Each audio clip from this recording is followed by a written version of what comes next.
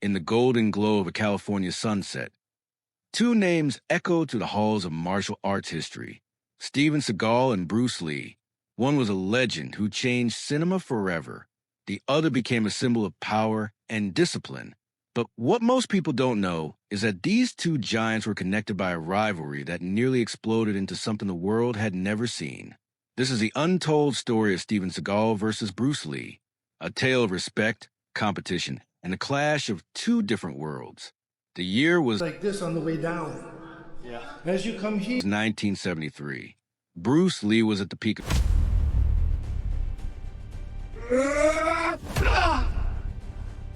his fame. His movies were breaking records. Kids everywhere were trying to copy his moves. He had become more than just an actor. He was a philosophy, a way of life, a revolution wrapped in a yellow jumpsuit and nunchucks.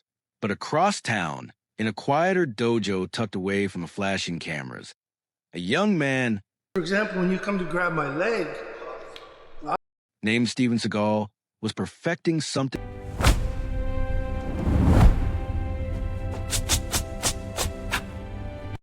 different, while Bruce was lightning fast. look what's exposed. Yeah. It's your brainstem. Fast and explosive. Seagal moved like Control the wrist, feel the lock. Now, guide the energy down. water, calm, calculated, precise. He studied Aikido, an art that most people had never even heard of. Where Bruce attacked with fury, Seagal defended with grace. Where Bruce shouted his famous battle cries, Seagal remained silent as a shadow. And that silence, it was about to get very loud. The first meeting never happened. At least, not the way people wanted.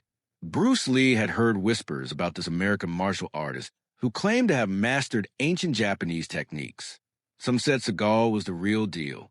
Others said he was just another guy with a black belt and big talk. Bruce, always curious and always competitive, wanted to find out for himself. According to sources close to both men, Bruce sent word through mutual friends. He wanted to meet Seagal, not to fight, but to exchange knowledge, to test philosophies, to see who truly understood the way of the warrior. It was the ultimate challenge, wrapped in respect. But here's where things get interesting. Seagal, at the time, was deeply involved in teaching and training in Japan. He was one of the few Westerners to ever open a dojo there. He wasn't chasing fame. He wasn't looking for movie deals. He was focused on perfection, on mastery, on becoming one with his art. When the message reached him, Seagal reportedly said something that shocked everyone. He said, "Bruce Lee is a great fighter, but fighting isn't the point. The point is to never need to fight at all." That response traveled back to Bruce, and it didn't sit well. Bruce Lee believed in testing yourself. He believed that martial arts was about adaptation, speed, and breaking through limits. His philosophy, Jeet, was all about being like water, flowing, changing, striking when the moment was right. To Bruce, refusing a challenge wasn't wisdom. It was fear. The tension grew.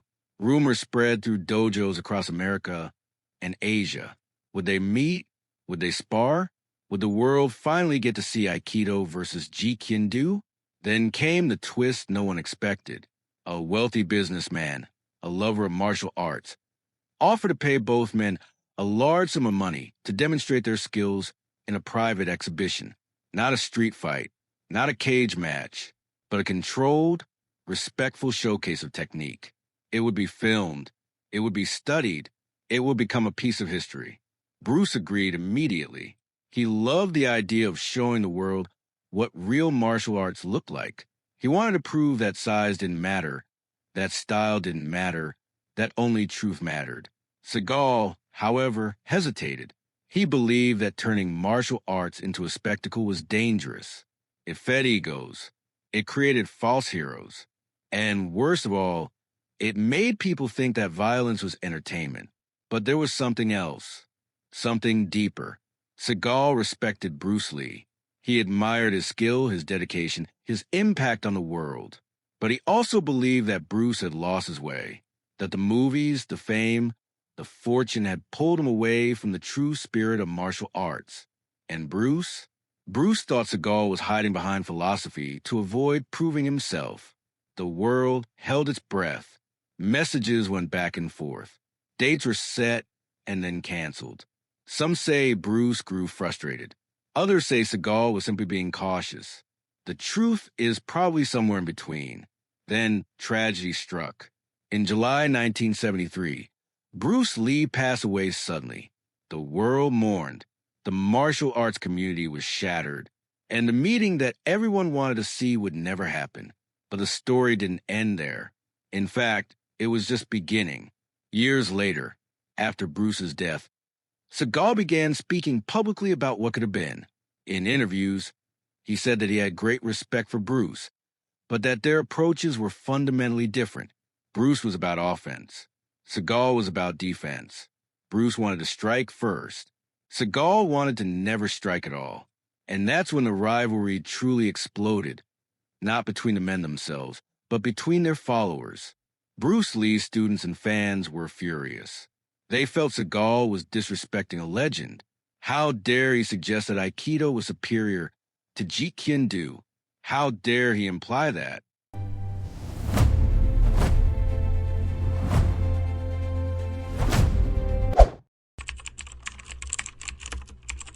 Bruce's way was less pure?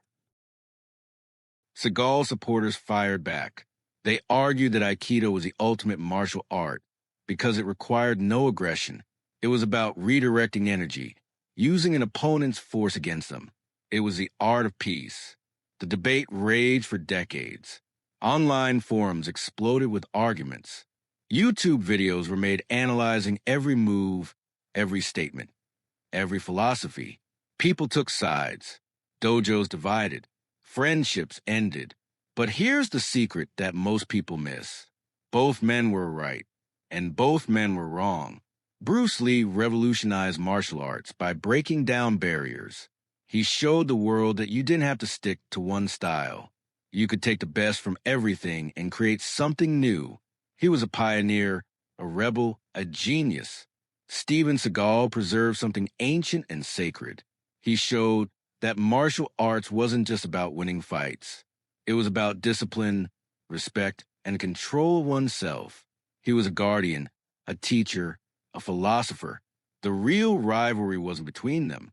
It was between two ideas: speed versus patience, aggression versus calm, the dragon versus the mountain. And the truth? The world needs both. Imagine if they had met. Imagine the dojo, empty except for a few witnesses. Imagine Bruce bouncing on his toes, eyes sharp, fists ready. Imagine Seagal standing perfectly still, hands at his sides, breathing slowly. The bell rings. Bruce moves first, a blur of motion, testing the distance. Seagal doesn't flinch. Bruce throws a lightning-fast jab.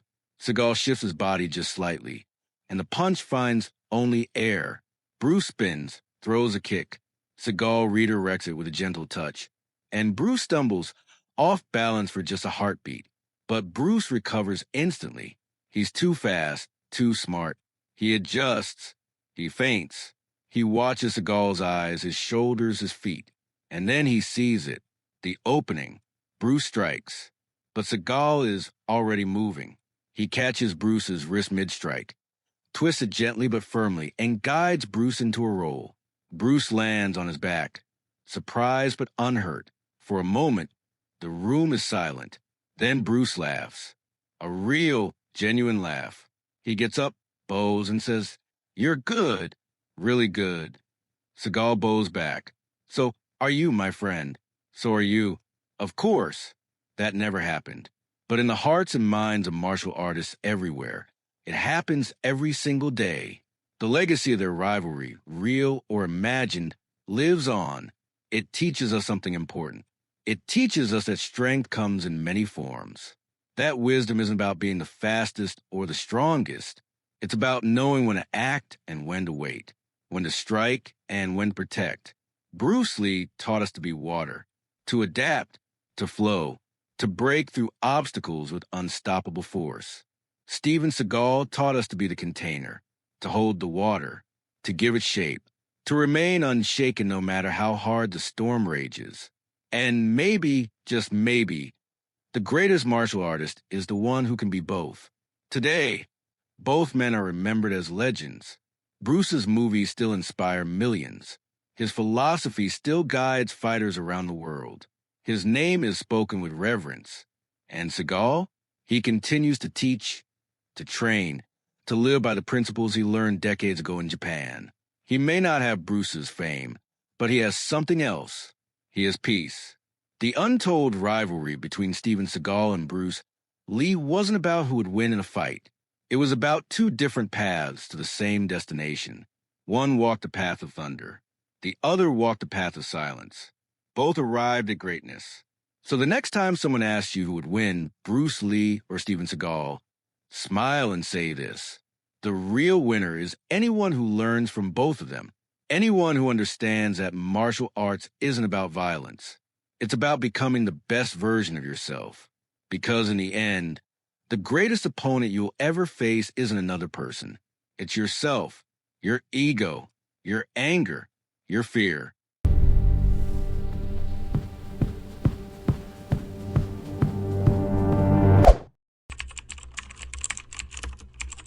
And the only way to defeat that opponent is to become someone who doesn't need to fight at all.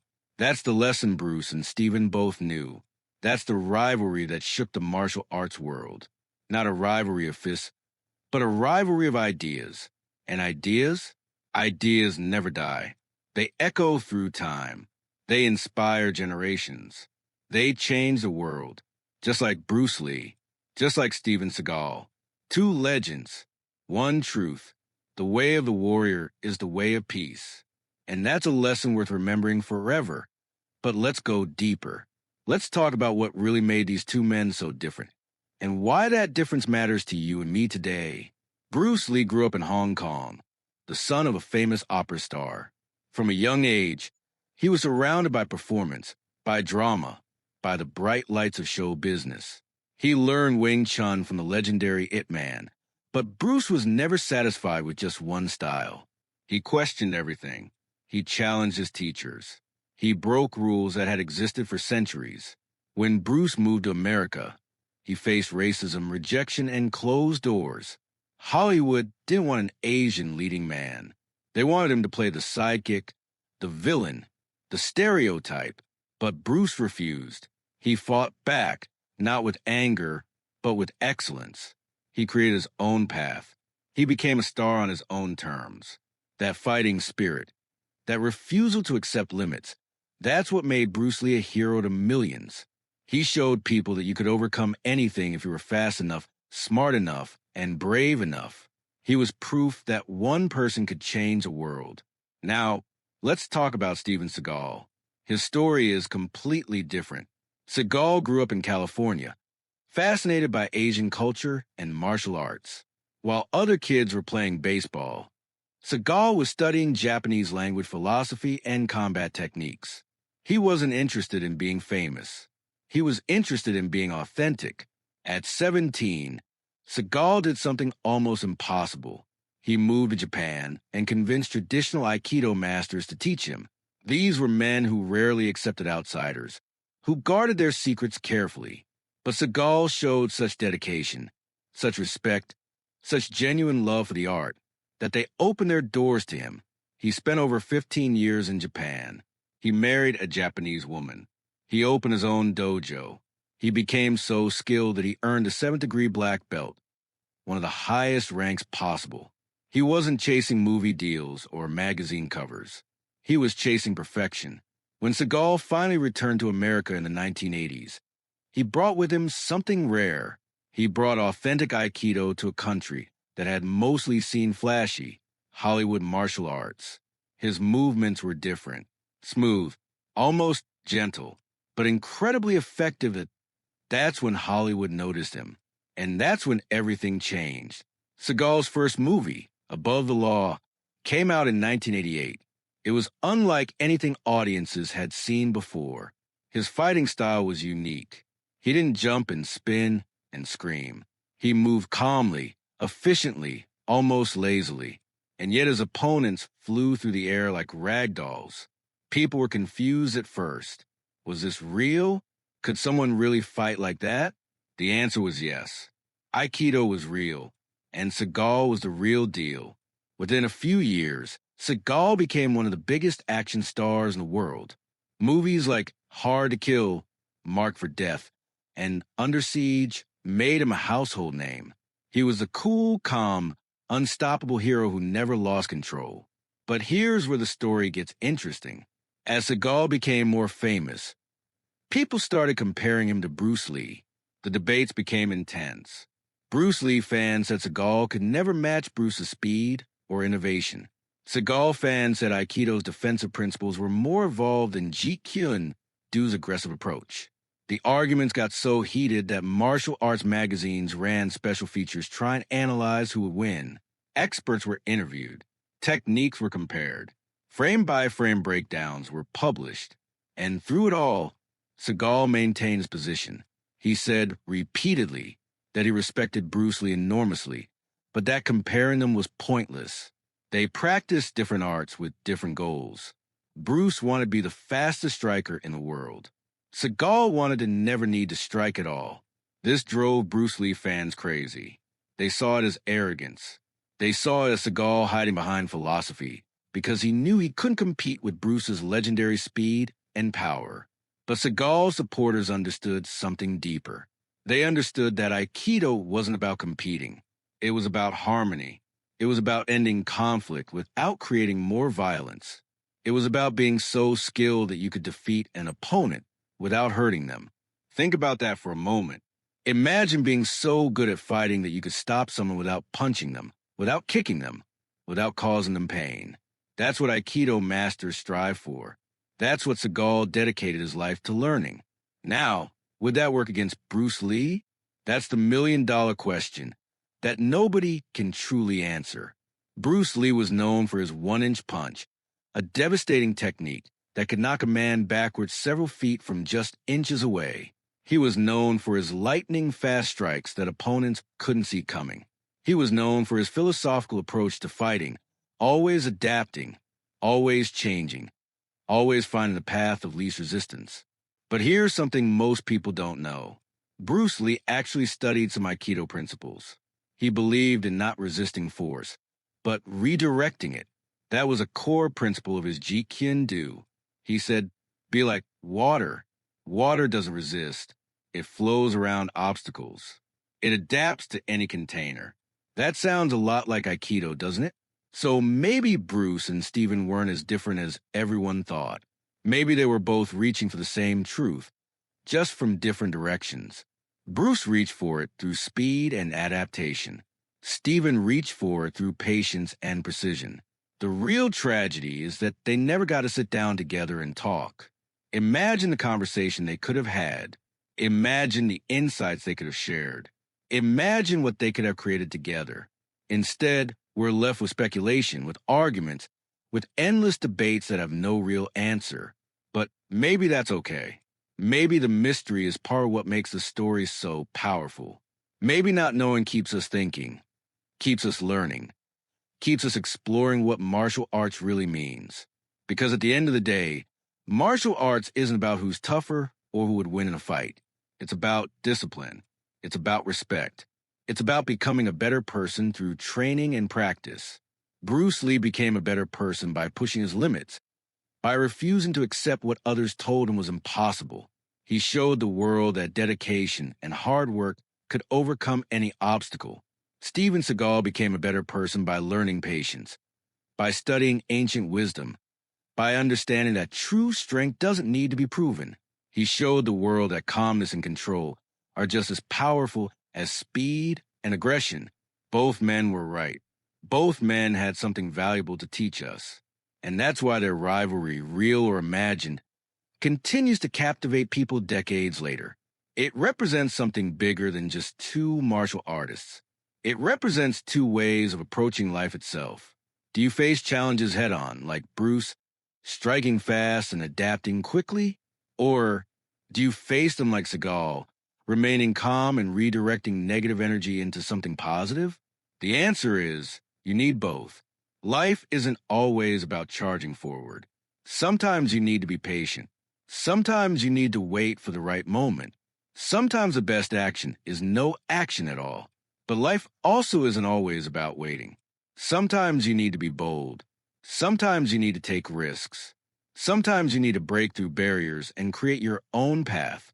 Bruce Lee and Steven Seagal, in their own ways, taught us how to do both. They gave us tools, philosophies, and examples to follow. They showed us that martial arts is more than just fighting. It's a way of living. So when people ask, who would win, Bruce Lee or Steven Seagal? The real answer is this: we all win. Because both of them gave us gifts that we can use every single day. Bruce gave us courage. Seagal gave us wisdom. And together, those two things can help us face anything life throws at us. The rivalry that shook the martial arts world wasn't really a rivalry at all. It was a conversation. A conversation about what it means to be strong, what it means to be skilled, what it means to be truly great. And that conversation continues today, in every dojo, in every training session, in every moment when someone chooses peace over violence or courage over fear. Bruce Lee and Steven Seagal may never have faced each other in combat, but they face each other every day in the hearts and minds of martial artists around the world. And in that eternal match, there are no losers, only students, only seekers, only people trying to be better today than they were yesterday. That's the untold rivalry. That's the story that shook the world. Not a story of fist and fury, but a story of two paths to greatness, forever intertwined, forever challenging us to be our best selves.